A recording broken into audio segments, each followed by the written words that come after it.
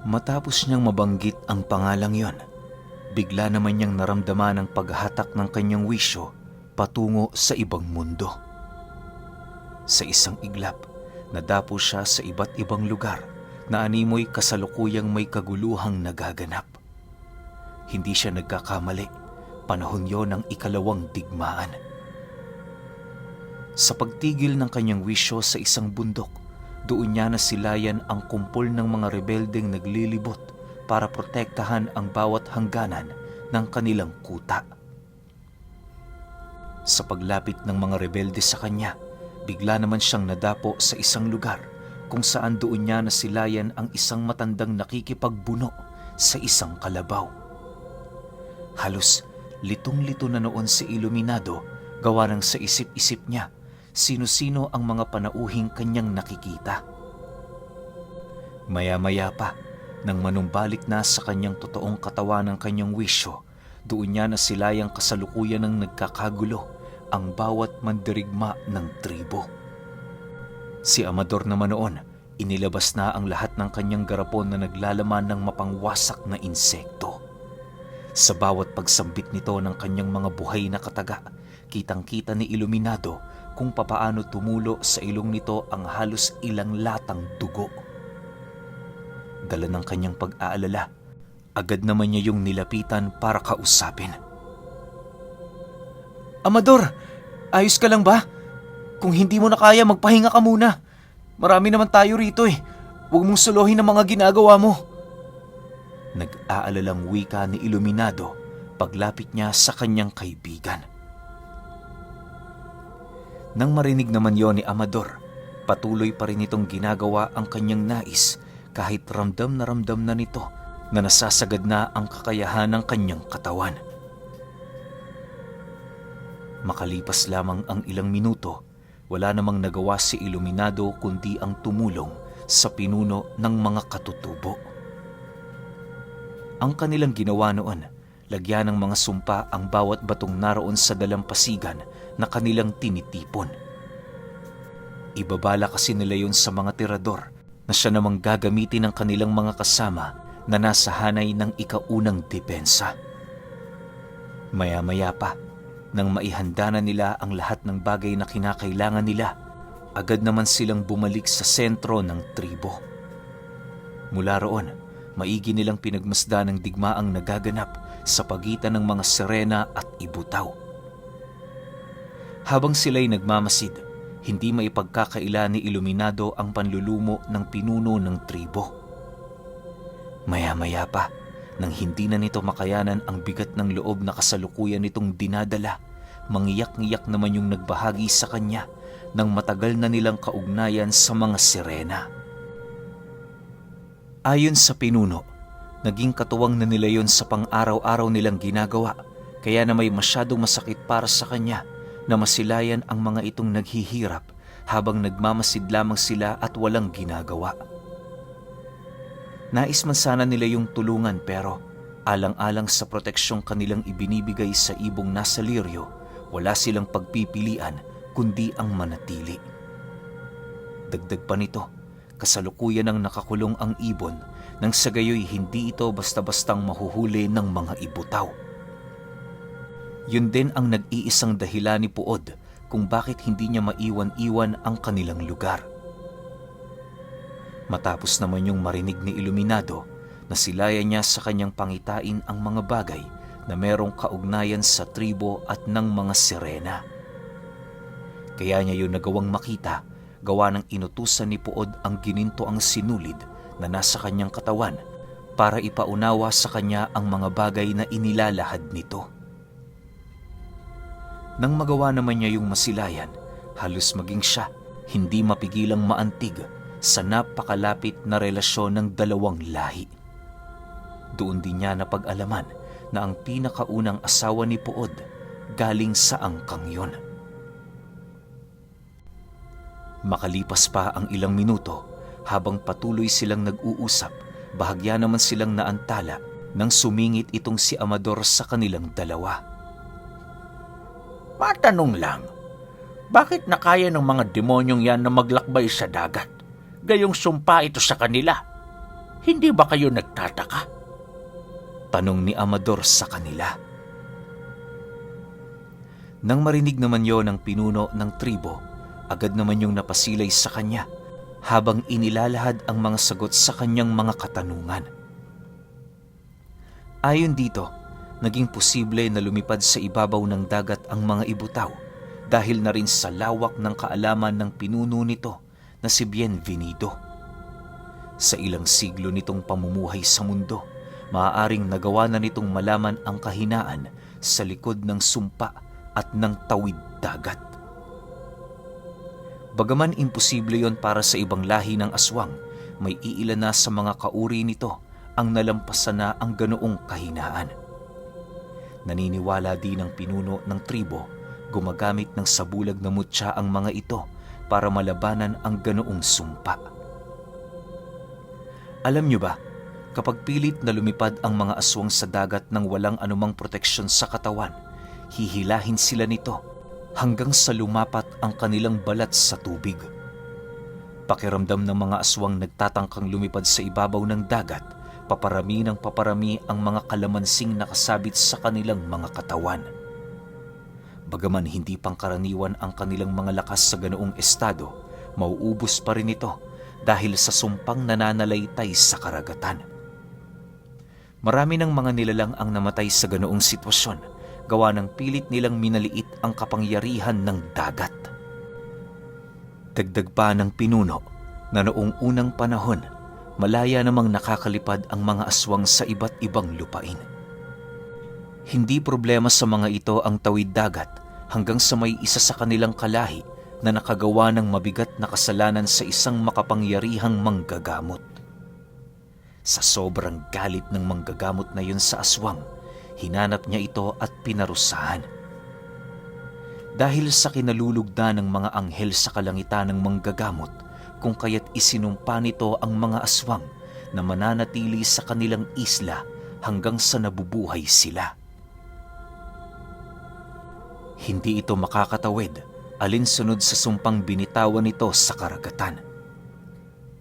Magmula noong ginawa ito ng manggagamot, dumami na ng dumami sa lugar nila ang nilalang at hindi naglaon, nagawa nila itong malipol. Sa pagkamatay ng manggagamot na yon, ang iilan sa mga nagtatagong aswang sa isla, nagnakaw ng balat kayo sa mga taong nabiktima nila para makalipat ng lugar. Sumakay yon sa mga daong ng mga manlalakbay para makarating sa iba't ibang ibayo. Ang pag-alis ng mga aswang sa isla ang siyang naghudyat sa pag-usbong ng panibagong lahi ng uri nito.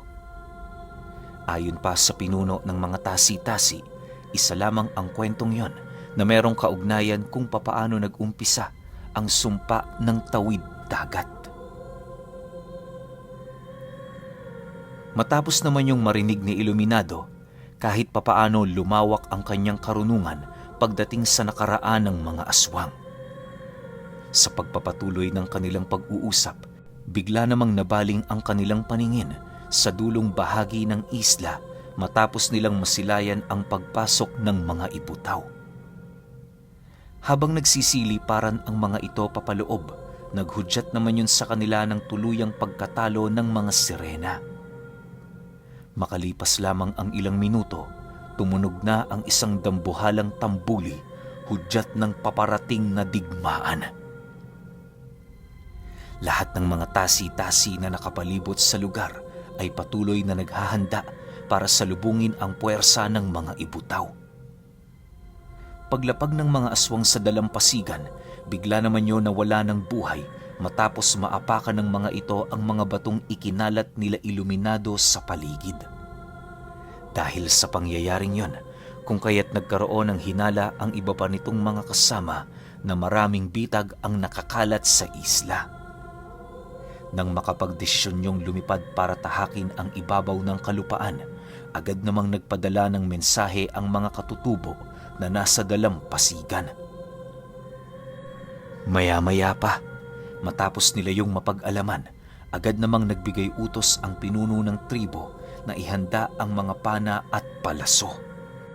Pagsilay nila sa mga ibutaw na lumilipad sa ere, Walang pagdadalawang isip naman nila yung pinaulanan ng mga palasong nagliliyab ang dulo. Sa pagliyab ng kalangitan, agad namang humingi ng tulong si Puod sa iilang mga engkantong naninirahan sa isla. Hindi naman nagdalawang isip na tumulong ang mga ito, lalo pat iisa lang naman ang kanilang hangarin noong mga oras na yon. Sa pagsiklab ng digmaan sa tribo, hindi na nila mabilang ang mga nilalang na namamatay sa digmaan. Marami na din sa pangkat ng mga ibutaw ang nakatikim ng kanilang dugo, hudyat na nagtatanga na yon ng immortal na buhay. Subalit, sa kabila ng lahat ng pangyayari, nanatili pa ring porsigido ang mga katutubo na ipagtanggol ang bawat sulok ng kanilang teritoryo.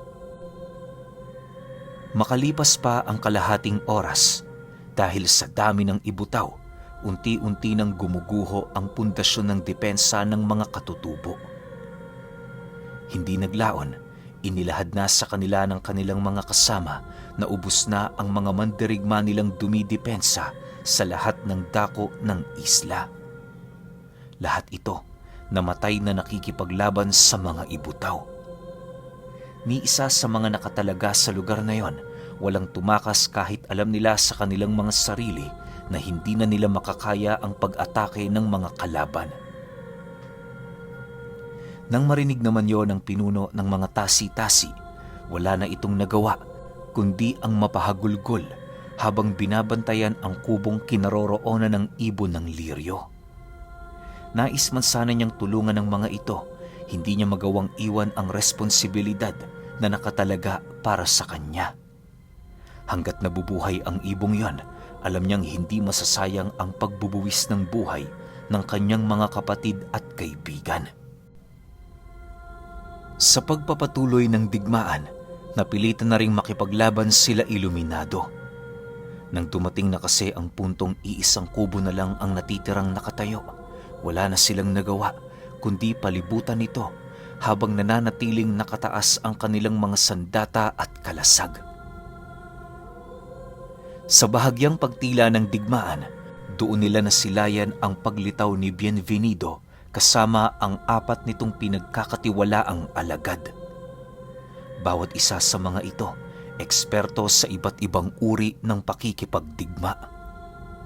Habang pinagmamasdan nila ang mga nilalang na yon, doon inilahad ni Amador sa kanya na ang babaeng nasa likod ng pinuno ng mga ibutaw ay ang asawa ng yumao niyang maestro. Kagaya ng maestro ni Amador, nagtatangan din yon ng malalim na karunungan sa kaliwa. Sa katunayan, di hamak na mas malakas pa yon sa kanyang maestro noong nabubuhay pa ito. Isa rin yun sa tumulong sa kanya kung papaano makilala ang mga insektong ginagamit ng mga mangkukulam na katulad nila. Matapos naman yung marinig ni Iluminado, unti-unti nang nawawala sa kanyang isipan ang magtagumpay sa digmaang yon.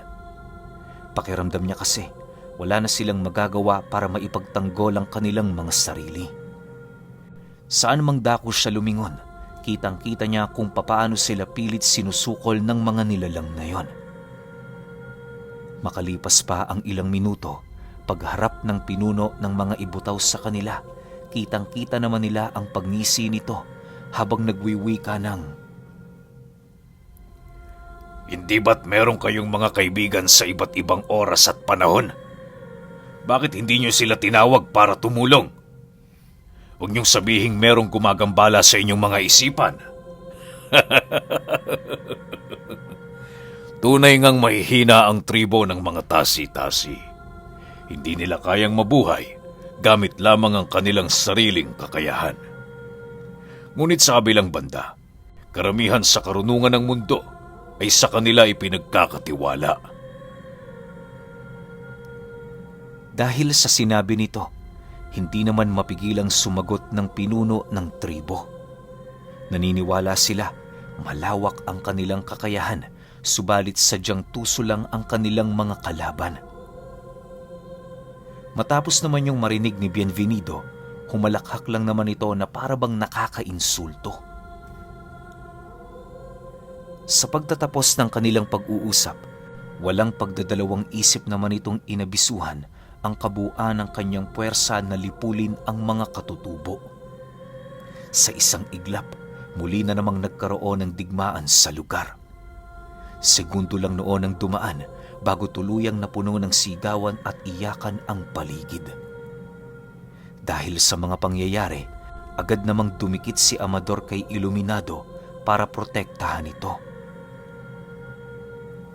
Maliban kasi sa pagsunggab ng mga ibutaw, meron yung iilang mga kasama na nagpapalawak ng mga matatalim na sibat.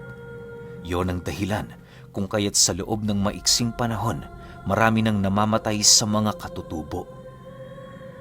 Hindi naglaon, tuluyan na ngang nalagas ang kalahati sa mga ito na siyang naging sanhi upang mapasa kamay ni Buenvenido, si Puod. Habang nakikipaglaban sila Amador, kitang-kita nila kung papaano itinaas sa ere ang pinuno ng mga tasi-tasi habang walang sawang iniinom ni Bienvenido ang bawat patak ng dugo nito.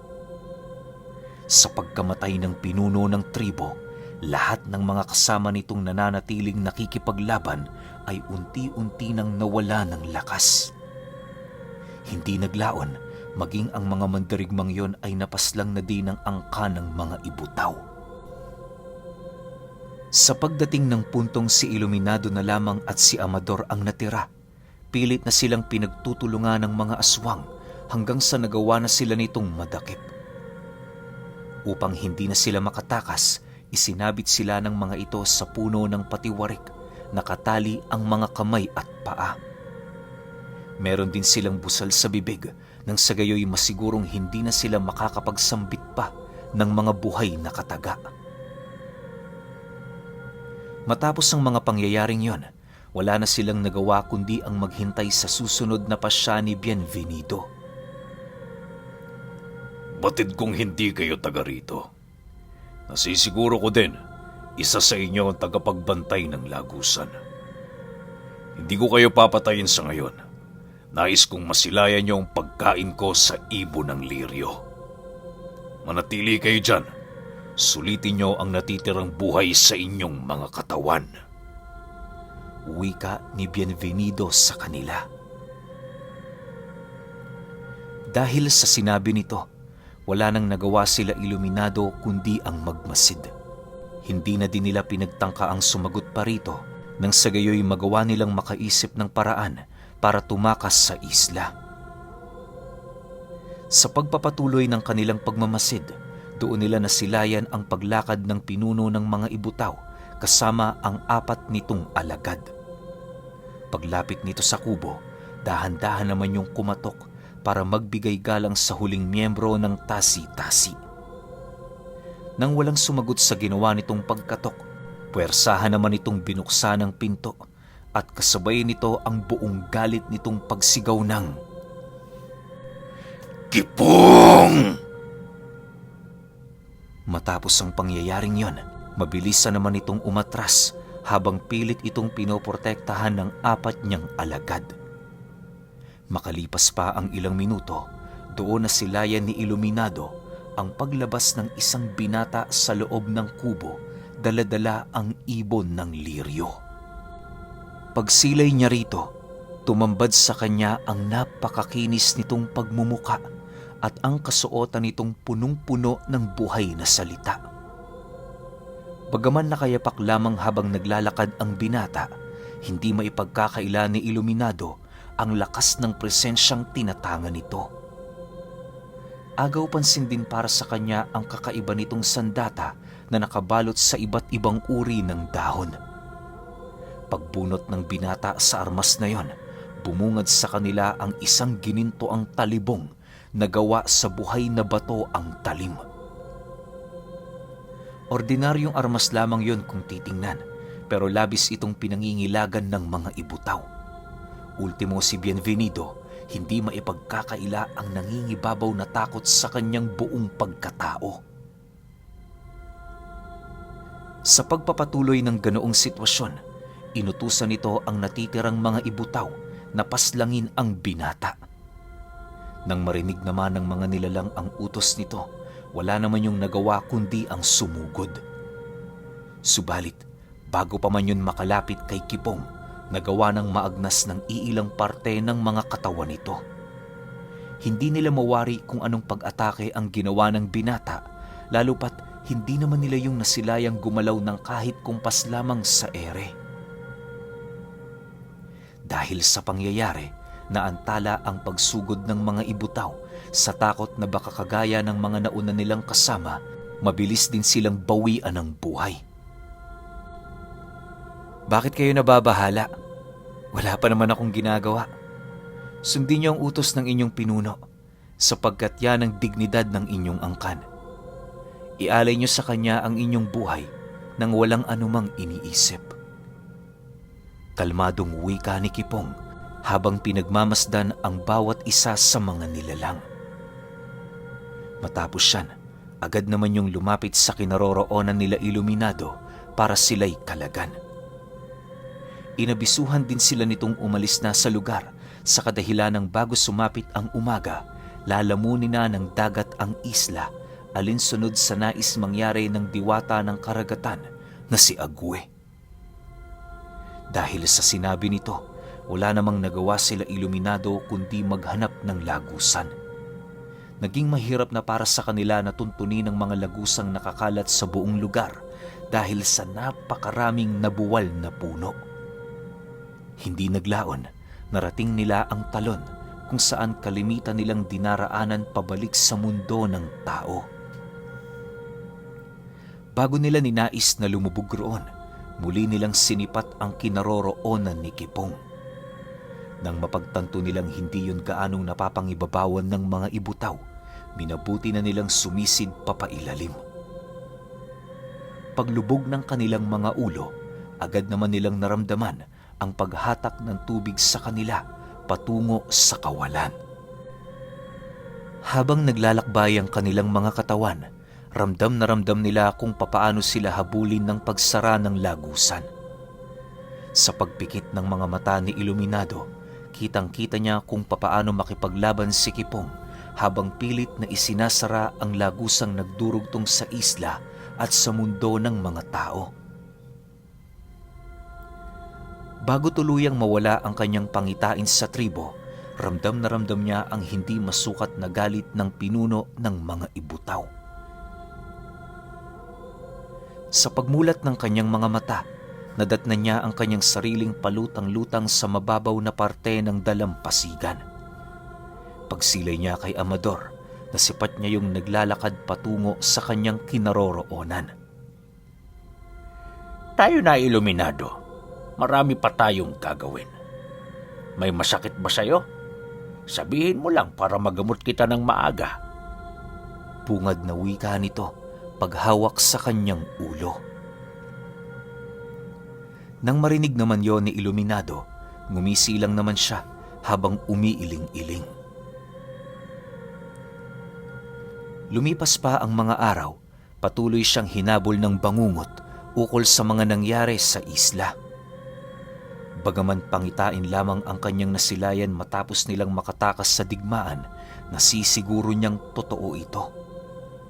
Ayon kay Iluminado, nagawang malipol ni Kipong ang lahat ng kasama ni Bienvenido maliban dito at sa 4 nitong alagad.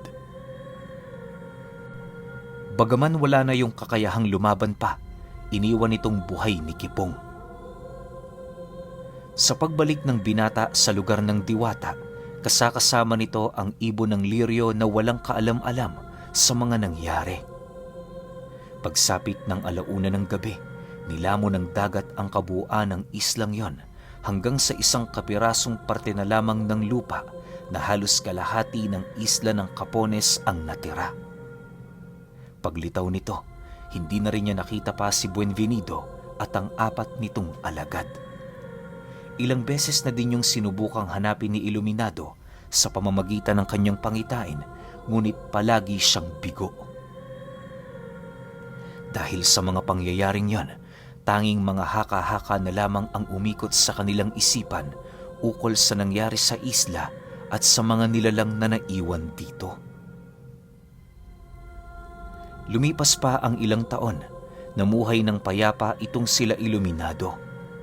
Dahil sa rami ng pinagdaanan nilang dalawa, kaya na may hindi na niya sinubukan pang bumuo ng sariling pamilya. Para sa kanya, sapat na si Amador na katuwang sa buhay. Yon ang nagsisilbi niyang sandata laban sa mga taong nang aapi sa kanila. Alam niyo ba, maraming pinatay itong si Amador dahil lamang sa panggigipit ng mga ito kay Iluminado. Walang nagawa ang mga albularyong hininga nito ng tulong sa kadahilanang ito na mismo ang nagbibigay babala sa mga mananambal na mangangahas na kumalaban sa kanila. Ultimo ang kapitan ng kanilang lugar, takot na takot noon kay Iluminado at sa tagasunod nitong mangkukulam. Pero ika nga sa paniniwala ng karamihan, hindi sa lahat ng oras hawak mo ang tuktok. Dumarating ang pagkakataon sa isang tao na kusang ibinababa ito ng may likha para matutunan ang isang mahalagang aral sa kanilang buhay. Hindi ko nababanggitin ang mga sumunod na nangyari kay Iluminado matapos ang mga taong yon. Yun kasi ang nag-iisa niyang hangad kapalit ng paglalahad ng kanyang istorya sa karamihan. Pero alam niyo ba na magpahanggang sa ngayon, nananatili pa ring misteryo kay Iluminado kung ano na ba ang mga nangyari sa Ginintoang Sinulid at sa tribo ng Tasi-Tasi.